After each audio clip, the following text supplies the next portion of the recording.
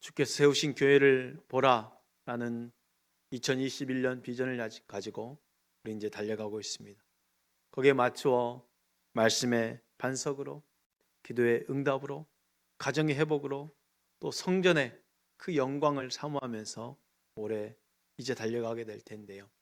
그 첫 번째 말씀의 반석으로라는 그 취지에 맞춰 흔들리지 않는 말씀의 반석으로라는 제목으로 함께합니다. 교회를 향한 세상의 소리가 심상치가 않아요. 요즘만 그랬던 것이 아니라 사실 아주 오래전부터 초대교회부터 진행되어 있던 그런 상황이겠죠. 빛과 소금이 되어야 될 교회와 성도들이 그리 살지 못할 때는 오히려 빛과 소금의 역할이라기보다는 어둠과 또 독약을 주는 교회가 되어버릴 겁니다. 지금의 더 위험한 환경 속에서 교회는 더욱더 존재하는데 어려움을 겪고 있습니다. 우리 그리스도인들 안에서조차도 인간적인 생각에 우리는 너무 쉽게 반응을 합니다. 그런데 만약 이러한 위기 속에서 교회가 흔들리고 있다면 교회가 반석 위에 세워지지 않았다는 증거입니다. 교회는요, 흔들려서는 안 됩니다. 교회는 모래 위에 지은 집이 아니기 때문에 그냥 믿는 사람 몇 모여서 예배하는 공동체 만들자 해서 이루어진 그런 모임이 아닙니다. 이 땅에 세워진 주님의 몸된 교회는 그리스도가 머리 되시는 주님이 주인 되어서 흔들리지 않는 반석에 세워진 교회입니다. 그 반석은 무엇이라 했습니까? 지난주에 말씀드렸던 것처럼 주는 그리스도시요 살아계신 하나님의 아들이십니다 라는 이 고백이었다고 그랬어요. 베드로의 고백이, 이 신앙 고백이 중요하고 참으로 위대했던 이유는 뭐냐면 그 고백을 했던 장소와 그 당시 사회적 분위기와 그리고 세상 사람들이 말하고 있는 예수가 누구인지를 말하고 있는 그 생각에 대해서 모든 것을 종합해 본다면 감히 할 수 없었던 고백이었다는 거예요. 그래서 너무 위대한 고백이었어요. 시간적으로도 정말 중요한 고백이었습니다.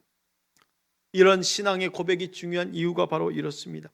예수님이 변화산 가운데 해같이 눈부신 그 변화된 가운데 친히 십자가의 제물 되시는 것 외에 방법이 없음을 재확인시켰어요. 이제는 갈릴리에서 거쳐 예루살렘을 향하는 그 십자가를 향해서 걸어가는 마지막 여정만 남겨놓은 상태에 그 십자가를 향한 걸음의 첫 시작이 바로 이 가이사라 빌립보 가이사라는 지방에서 누구의 고백?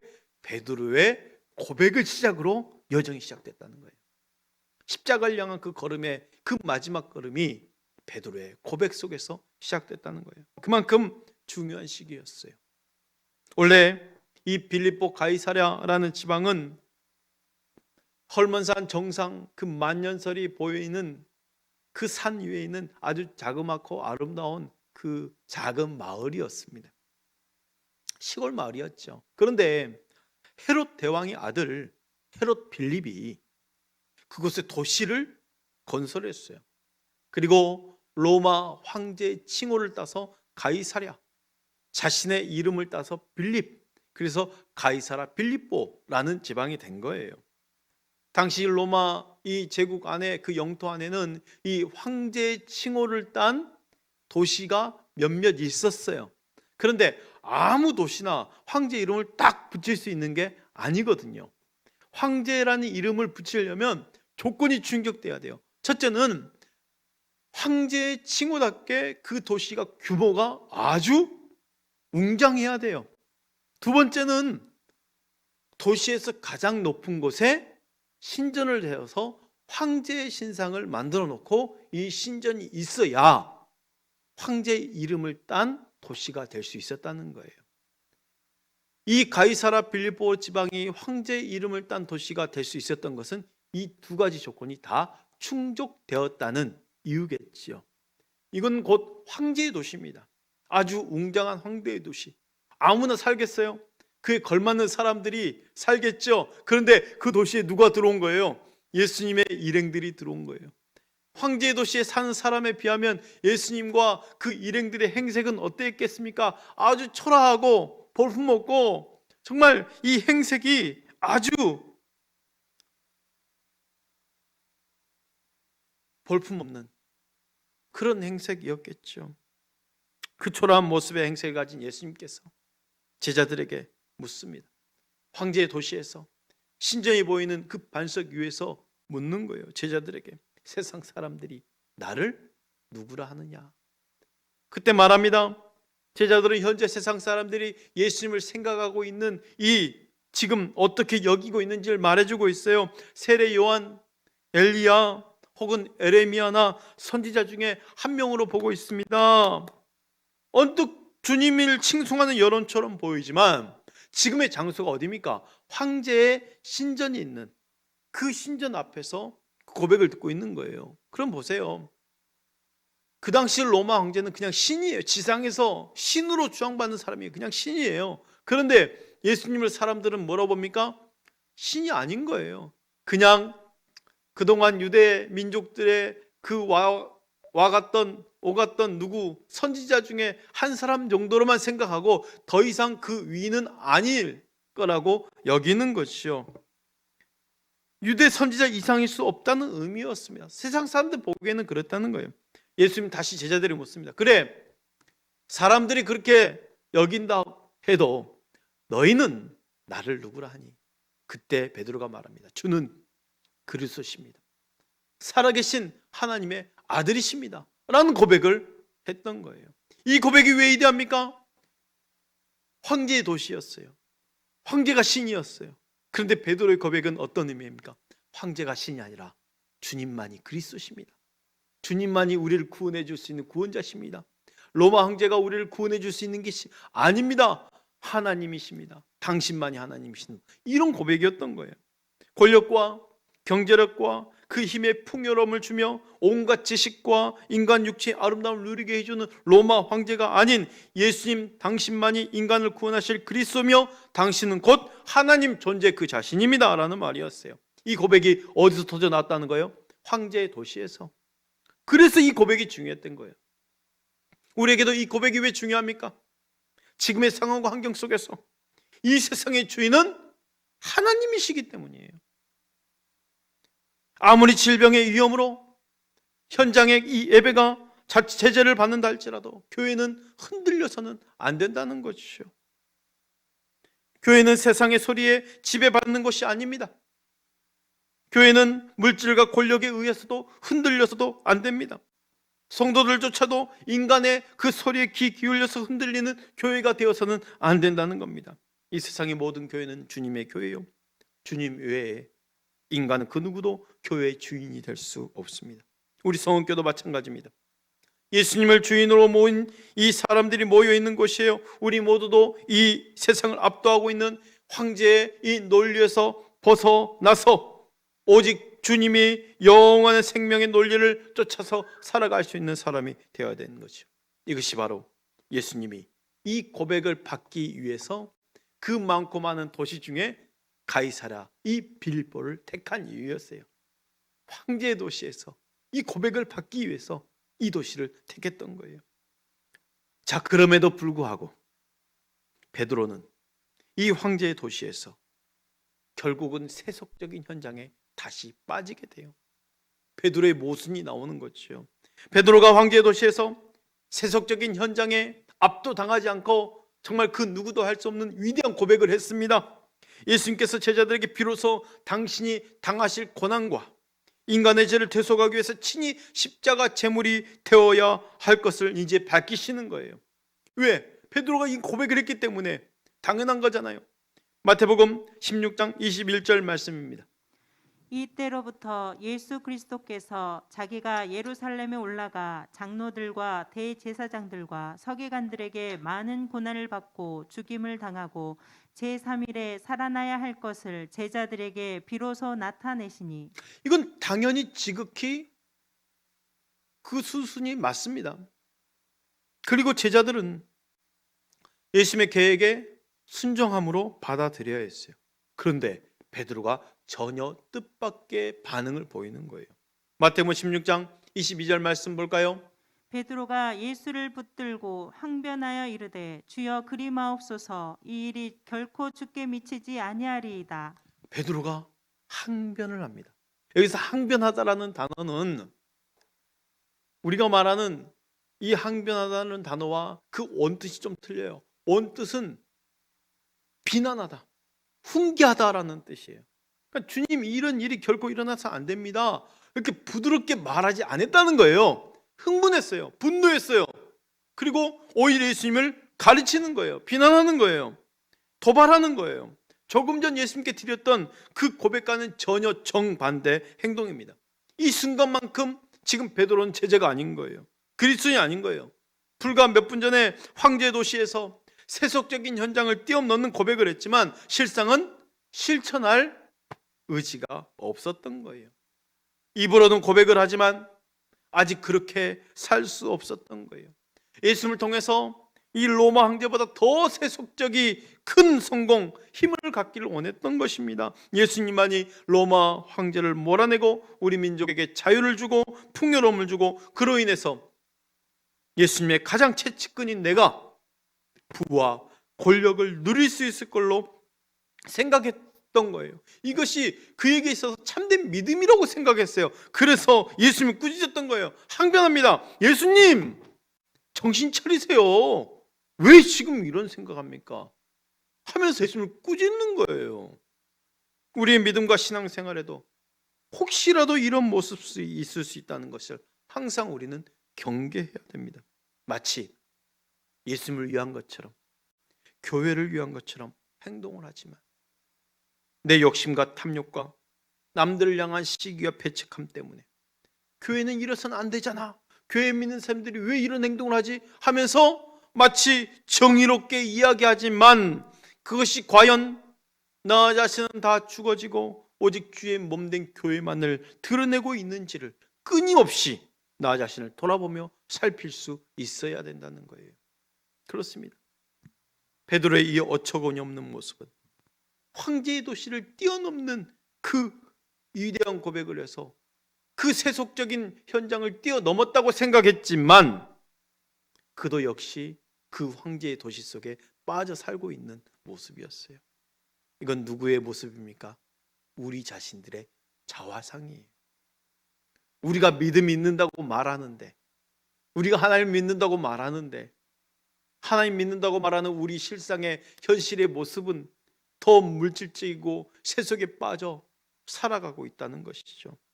하나님 믿는다고 하면서 오직 주님만 주인이라고 하면서 오히려 교회를 교회되지 못하게 막고 있는 자들이 교회 안에 그리스도인일 수도 있다는 거예요. 우리 자신일 수 있다는 거예요. 예수님은 예수를 부정하는 베드로를 사단아 내 뒤로 물러가라고 했어요. 그 순간 사단이 베드로에게 임했던 거예요. 그러나 주님의 몸된 교회는 어떤 교회입니까? 음부의 권세가 이기지 못하는 교회입니다. 어떤 음부의 권세도 침범하지 못하는 교회요, 음부의 권세가 이기지 못하는 교회입니다. 사랑하는 성도 여러분, 내가 주께 세우신 교회라면, 내 가정이 주께 세우신 교회라면, 우리 성원교회가 주께 세우신 교회라면 세상의 소리, 눈에 보이는 세속과 인간적인 생각에 흔들리지 마시길 바랍니다. 든든하게 서서 이 혼탁한 세상 속에서 세상 가운데 조롱받고 있는 교회를 할지라도 흔들리지 말고 황제의 논리에 빠지지 말고 주는 그리스도십니다, 살아계신 하나님의 아들이십니다, 이 고백에 살아있을 수 있도록 우리의 믿음을 지키시길 바랍니다. 그래서 이 고백이 중요한 거예요. 가이사랴 빌립보 안에서의 고백이 중요했던 거예요. 그런데 이 고백이 그냥 입술로만 고백이 되어버렸던 베드로의 모순의 모습을 지금 우리가 발견하고 있고, 이 베드로의 모습이 우리들의 자화상일 수도 있다는 거예요. 그러므로 이 고백이 흔들리지 않도록 우리는 하나님의 말씀 안에 들어가야 된다는 거예요. 지난주에도 말씀드렸습니다. 주님은 내 교회를 세우리니 라고 말했어요. 세웠다라고 하지 않고 앞으로 세우겠다는 거예요. 주는 그리스도시요 살아계신 하나님의 아들이십니다라는 주님을 그리스도로 믿고 있는 하나님의 아들로 믿고 있는 사람들이 모여서 기도할 때 성령의 임함으로 말미암아 오순절 다락방의 그 성령으로 이제 주께서 교회를 세우시겠다는 거예요. 베드로의 고백으로도 여전히 불안정하다는 것을 주님은 잘 알고 계셨어요. 에베소서에 보면 전신갑주가 나와요. 이 영적 무기 중에 유일한 공격 무기가 있죠. 성령의 검, 곧 하나님의 말씀을 가지라. 성령이 주시는 검, 그건 곧 성령의 동일한 기원이 되는 하나님의 말씀입니다. 교회는 반드시 흔들리지 않는 반석 위에 세워져야 합니다. 주는 그리스도시요 살아계신 하나님의 아들이십니다. 이 고백이 베드로의 입술로만의 고백이 되어버리고 끝나지 않도록, 우리 또한 우리 입술로만의 고백이 되어버리고 끝나지 않도록 하나님은 우리에게 하나님의 말씀이 기록된 성경을 주셨어요. 말씀은 우리의 믿음의 대상을 바르게 알게 해줍니다. 믿음의 대상을 바르게 알지 못하면 바른 믿음이 불가능하지요. 무엇을 믿어야 될지, 왜 믿어야 될지를 알려주는 게 바로 하나님 말씀이에요. 하나님 말씀 성경을 기록하신 목적은 분명합니다. 바로 예수 그리스도를 증거하기 위함이에요. 요한복음 20장 31절 말씀 볼까요? 오직 이것을 기록함은 너희로 예수께서 하나님의 아들 그리스도이심을 믿게 하려 하며 또 너희로 믿고 그 이름을 힘입어 생명을 얻게 하려 함이니라. 예수께서 하나님 아들 그리스도심을 믿게 하려 함이요. 베드로가 신앙 고백했던 그 말씀 그대로입니다. 주는 그리스도시여 살아계신 하나님의 아들이십니다. 이 고백이 그냥 입술로만의 고백이 되지 않도록 하나님은 성경을 기록하셔서 예수님이 하나님의 아들 되시고 그리스도이심을 알려주시고자 말씀을 기록해 놓으신 거예요. 주는 그리스도십니다. 하나님의 아들이십니다. 이 고백이 그저 입술의 고백만 되어버린다면 그건 반석이 아니라 금방이라도 무너져 내릴 수밖에 없는 모래 위에 지은 집이 될 겁니다. 우리의 진짜 고백이 되려면 끊임없이 성령이 역사하고 있는 하나님의 말씀이 내 안에서 살아 움직여야 한다는 것이요. 우리의 고백이 진짜가 되려면 말이죠. 베드로는 그 누구도 할 수 없었던 위대한 고백을 했지만 사단에게 넘어갔습니다. 우리가 아무리 믿음을 외치고 주님이 내 인생의 주인이라고 고백해도 말씀대로 살지 않으면 무의미한 거예요. 출애굽한 백성들의 그 금송아지 사건을 아시지요? 금송아지 사건 가운데 산 위에서 모세는 십계명을 받고 있었어요. 사나라의 백성들은 금송아지를 만들고 절하고 있네요. 사나라로 내려온 모세가 이 금송아지 앞에서 춤추는 백성들을 보고 그 받았던 처음 돌판을 던져버려 깨트려 버립니다. 금송아지 사건을 위해 하나님은 이렇게 말씀하십니다. 출애굽기 33장 3절 4절 말씀이에요. 너희를 젖과 꿀이 흐르는 땅에 이르게 하려니와 나는 너희와 함께 올라가지 아니하리니 너희는 목이 곧은 백성인즉 내가 길에서 너희를 진멸할까 염려함이니라 하시니. 무슨 말입니까? 백성이, 4절 시작. 백성이 이 준엄한 말씀을 듣고 슬퍼하여 한 사람도 자기의 몸을 단장하지 아니하니 나는 너희와 함께 하지 않겠다라고 말한 거예요. 그동안 지금 하나님께서 함께 하셨던 이 백성들에게 함께 하지 않겠다는 거예요. 백성들이 충격을 먹었어요. 함께 하지 않겠다라는 이 하나님 말씀에 충격을 먹은 거예요. 너희는 목이 곧은 백성이다. 무슨 말입니까? 완악한 백성이라는 거예요. 하나님의 뜻에 전혀 순종하거나 굽힐 줄 모르는 고집스러운 백성이라는 거예요. 그래서 혹여 내가 너희와 함께 할 때에 너희를 진멸할 수도 있기에 이런 불상사가 생기지 않도록 너희와 함께하지 않겠다라는 선언인 거예요. 우리는 수시로 기도하잖아요. 하나님 함께해 주세요. 동행해 주세요. 인도해 주세요 하면서 하나님의 함께하심을 간구하는데 정작 우리 자신의 모습은 하나님이 함께할 수 없는 온갖 가증스러운 모습을 가지고 있다라고 한다면 마치 베드로가 주는 그리스도십니다. 살아계신 하나님의 아들이십니다라고 고백을 해놓고 여전히 황제의 도시에서 그 세속에 빠져서 주님을 구분짓는 그 논리에 젖어 살고 있는 모습과 다를 바 없다는 것이에요. 이 엄청난 무서운 말씀을 들은 백성들은 어떻게 합니까? 슬퍼했다고 그랬어요. 그리고 마음을 고쳐먹는 거예요. 자신의 몸을 단장하지 아니하니. 무슨 말일까요? 금송아지는 뭘로 만들었어요? 은금패물로 지금 만든 거예요.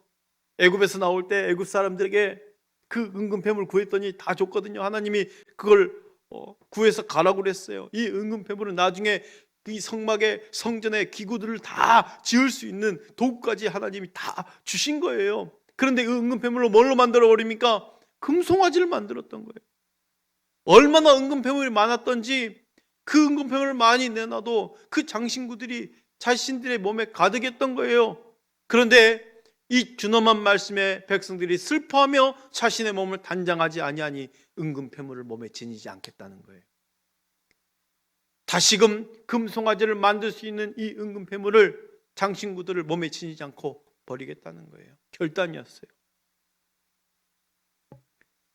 죄에 대해서 통회하고 있음을 외적으로 나타낸 모습입니다. 그런데 하나님이 뜻을 돌이키시는 결정적인 이유는 모세의 중보 때문이었어요. 출애굽기 33장 31절 32절 볼까요? 모세가 여호와께로 다시 나아가 여짜오되 슬프도소이다. 이 백성이 자기들을 위하여 금신을 만들었사오니 큰 죄를 범하였나이다. 그러나 이제 그들의 죄를 사하시옵소서. 그렇지 아니하시오면 원하건대 주께서 기록하신 책에서 내 이름을 지워 버려 주옵소서. 모세의 중보입니다. 단순한 중보가 아니에요. 내가 대신 죽겠습니다. 백성을 살려주십시오. 이 기도였어요. 마치 누굽니까? 십자가에 달리신 예수님의 그 모습의 그림자인 거예요. 모세의 중보가 백성을 살려내고 있어요. 모세는 이어 계속 기도합니다. 출애굽기 33장 13절 14절입니다. 내가 참으로 주의 목전에 은총을 입었사오면 원하건대 주의 길을 내게 보이사 내게 주를 알리시고 나로 주의 목전에 은총을 입게 하시며 이 족속을 주의 백성으로 여기소서. 여호와께서 이르시되 내가 친히 가리라. 내가 너를 쉬게 하리라. 아멘. 이 족속을 주의 백성으로 여겨 주십시오. 하나님 다시 말씀하시네요. 내가 친히 가리라. 사랑하는 성도 여러분, 우리가 말씀을 통해서 든든히 반석으로 삼아야 할 것이 바로 이것입니다. 말씀을 통해서 하나님 앞에서 죄를 발견하고 상하고 통회하는 마음으로 회개하며 우리의 행동에 대해 결단할 수 있어야 하고, 말씀을 통해서 나를 살리고자 내가 하나님과 통행할 수 있도록 진짜 중보자 되시는 예수 그리스도를 만나야 하는 것입니다. 그러므로 우리는 끊임없이 말씀 가운데 우리의 고백의 믿음이 흔들리지 않도록 수시로 말씀으로 나를 채워야 합니다. 하나님의 말씀으로 나를 채워야 한다는 것은 하나님 말씀 있는 그대로 믿고 말씀대로 살겠다는 결단이에요. 우리가 아무리 말씀을 읽고 묵상해도 말씀대로 살지 하지 않는다면 말씀을 받아들이는 것이 아니에요. 말씀을 믿으니까 말씀을 읽게 되고 묵상하게 되고 적용하며 결단하게 되는 거예요. 또한 말씀을 읽고 묵상하면 그 말씀이 내 삶 가운데 충만하게 거하게 되어 있어요. 내 삶의 현장에서 하나님은 나에게 당신의 음성을 들려주시는 거예요. 일터 현장에서, 가정의 현장에서, 여러분의 사업의 현장에서 말이죠. 그 삶의 자리가 곧 사역지요 전도의 현장이 되게 만드시는 거예요. 말씀으로 말미암아 말이죠. 사랑하는 성도 여러분, 여러분 한 사람 한 사람이 교회입니다. 우리 모두가 다 흔들리지 않는 말씀의 반석으로 세워집시다. 올 한 해만큼 더 말씀 읽고 묵상하고 적용하는 데 집중하시길 바랍니다.